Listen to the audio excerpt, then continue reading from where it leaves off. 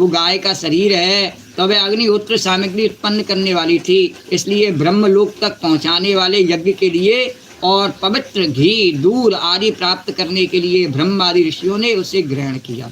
कहाँ में? अग्निहोत्री ऋषियों और जगुर्हुर ब्रह्मवादिना यज्ञस्या देवयानस्या और मेध्याय हवसे नृपा। उस समय देवता और दानवों ने भी सबसे पहले ब्राह्मणों का सत्कार किया, बोले हमें नहीं चाहिए पहले, और दैत्यों ने भी इस बात को माना। आज के युग में तो देवता भी नहीं मानते, पर उस समय दैत्यों ने भी माना, बोले नहीं ब्राह्मण को पहले दे देनी चाहिए।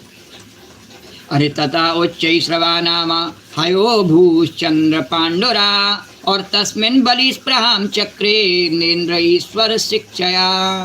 तथा उच्च श्रवा नाम हयो भूचंद्र पांडुरा और तस्मिन् बलि स्पृहां चक्रे नेन्द्र ईश्वर शिक्षया। उसके बाद उच्च श्रवा नाम का घोड़ा निकला, बहुत बढ़िया।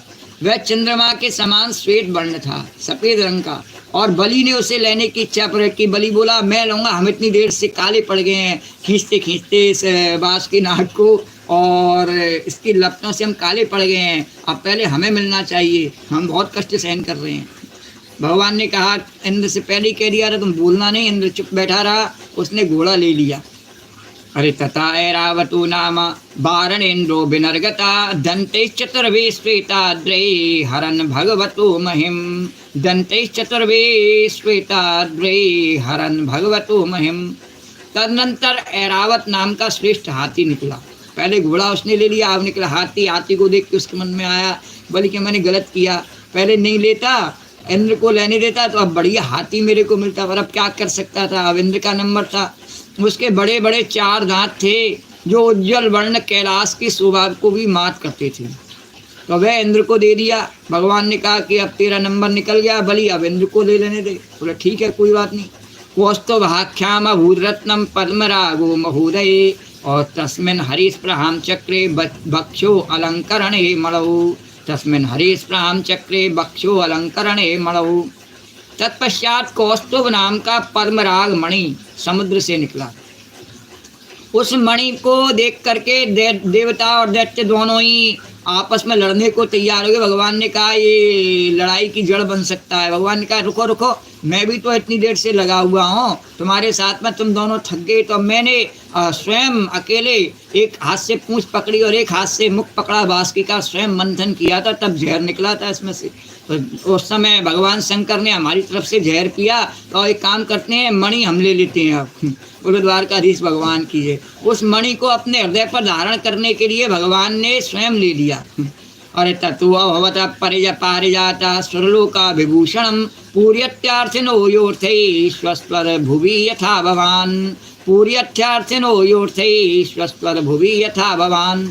परीक्षित, उसके बाद स्वर्ग लोक की शोभा बढ़ाने वाला कल्प वृक्ष निकला। वह याचकों की इच्छाएं उनकी इच्छित वस्तु देकर वैसे ही पूर्ण करता है जैसे पृथ्वी पर सबकी इच्छाएं पूर्ण होती हैं। बोले आओ इसको कौन लेवे?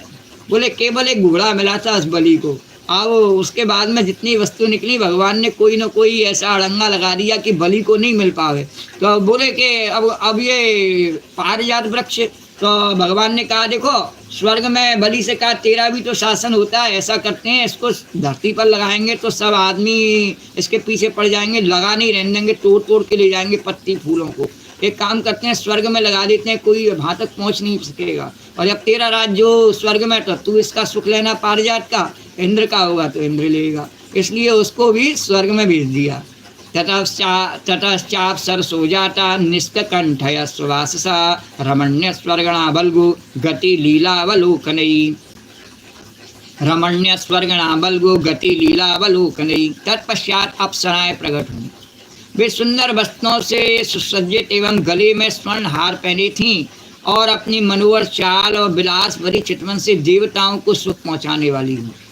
तो जैसे ही वो निकली तो राक्षसों ने कहा अब तो हमारा नंबर आया। भगवान ने कहा नहीं नहीं, देखो तुम इन्हें ले जाओगे और फिर बाद में धरती के मनुष्य तुम्हारे पीछे पड़ेंगे, उनसे तुम्हारा झगड़ा होगा और अप्सराएं किसी की सगी होंगी नहीं, तुम्हारी भी सगी नहीं रहेंगी। धरती पर जो धनपति राजा होगा उसके पास में चली जाएंगी, तुमको फिर कष्ट होगा। इसलिए ऐसा करते हैं इनको भी स्वर्ग में भेज देते हैं। स्वर्ग में जो रहेगा, स्वर्ग में कम संख्या में रहते हैं, चाहे देवता हो चाहे दैत्य हो।